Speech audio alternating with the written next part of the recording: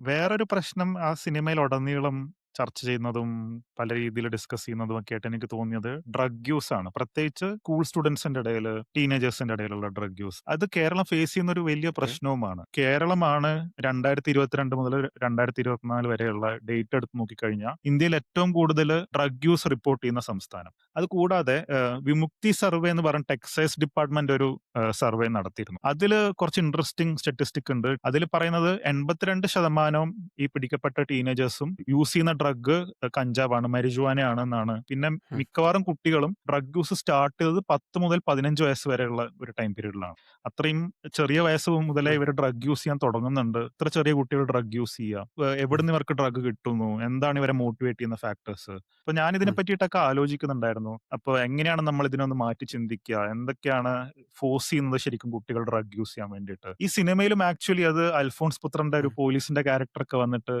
കുറേയധികം ഡ്രഗ് യൂസിനെ പറ്റി സംസാരിക്കുന്നുണ്ട്. അതൊക്കെ വളരെ കുറച്ചൊരു മാറി ചിന്തിക്കുന്ന പോലത്തെ ഒരു ചിന്തയാണ്. കാരണം കുട്ടികളെ നമ്മൾ ക്രിമിനലൈസ് ചെയ്യണോ? അതോ അവരെ പാരന്റ്സും സൊസൈറ്റിയും ഒക്കെ എങ്ങനെയാണ് അവരെ സ്വാധീനിക്കുന്നത്? അല്ലെങ്കിൽ അവരുടെയൊക്കെ എങ്ങനെയാണ് പ്രശ്നങ്ങൾ ഇതിൽ ഭാഗമാവുന്നത്? ടീച്ചർമാരുടെ പ്രശ്നങ്ങൾ എങ്ങനെയാണ് ഇതിൽ ഭാഗമാവുന്നതൊക്കെ. ഈ ക്രിമിനലൈസേഷൻ ഓഫ് ഡ്രഗ് യൂസ്, പ്രത്യേകിച്ച് കുട്ടികളുടെ ഇടയിൽ ഒരു ഡ്രഗ് യൂസിന് പിടിക്കപ്പെടുമ്പോൾ അവരെ ക്രിമിനൽസ് ആയിട്ട് കാണുക, ഉം. അവരെ സൊസൈറ്റിയിൽ നിന്ന് ഷൺ ചെയ്യുക, അങ്ങനത്തെ സംഭവങ്ങളൊക്കെ ഈ സിനിമയിൽ നിങ്ങൾക്ക് കാണാൻ പറ്റും. ഇപ്പൊ ഹാഷിറിനെയും ഹാഷിറിന്റെ ഫ്രണ്ട്സിനെയൊക്കെ അങ്ങനത്തെ ഒരു ഡ്രഗ് യൂസിന്റെ കേസിൽ പിടിക്കുന്നുണ്ട്. അവരെ സൊസൈറ്റി ഷെയിം ചെയ്യുന്നുണ്ട്. ഇതൊക്കെ ഒരു ഭയങ്കര വലിയ പ്രശ്നമാണ്. ഉം. നമ്മളിപ്പോ ചെറിയൊരു ഡ്രഗ് യൂസിന്റെ കേസിൽ തന്നെ കുട്ടികളെ പിടിക്കുക, പോലീസ് പിടിക്കുക, അതൊരു ഉം. സോഷ്യൽ ഷെയിമിങ്ങിലേക്കൊക്കെ ലീഡ് ഉം. ചെയ്യുക. ഇത് ഇങ്ങനെ തന്നെയാണോ നമ്മൾ ഈ ഒരു പ്രശ്നത്തെ അപ്രോച്ച് ചെയ്യേണ്ടത് എന്നുള്ളതാണ് എന്റെ ഒരു ചിന്ത. ഇത്ര ചെറിയ കുട്ടികളൊക്കെ ഡ്രഗ് യൂസ് ചെയ്യുന്നുണ്ടെങ്കിൽ അതിൽ വേറെന്തോ വലിയൊരു ഡീപ്പായിട്ടുള്ള ഒരു സോഷ്യൽ പ്രശ്നം, അല്ലെങ്കിൽ ഈ കുട്ടികൾ വളർന്നു വരുന്ന സാഹചര്യത്തിലുള്ള പ്രശ്നം, അതൊക്കെ ഉണ്ടെന്നാണ് ഞാൻ എപ്പോഴും വിശ്വസിക്കുന്നത്. അത് അഡ്രസ് ഉം. ചെയ്യാതെ ഈ കുട്ടികൾക്കെതിരെ കേസെടുത്തത് കൊണ്ട് മാത്രം ഈ പ്രശ്നം സോൾവ് ആവില്ല എന്നുള്ളതാണ്. അപ്പോ അതിൽ ഞാൻ ഉം. കോട്ട് ചെയ്ത അല്ലെങ്കിൽ ആർട്ടിക്കിൾ പറയുന്ന വേറൊരു കേസ് സ്റ്റഡി പോർച്ചുഗലിന്റെ ഒരു കേസ് സ്റ്റഡിയാണ്. ഉം. പോർച്ചുഗൽ 2001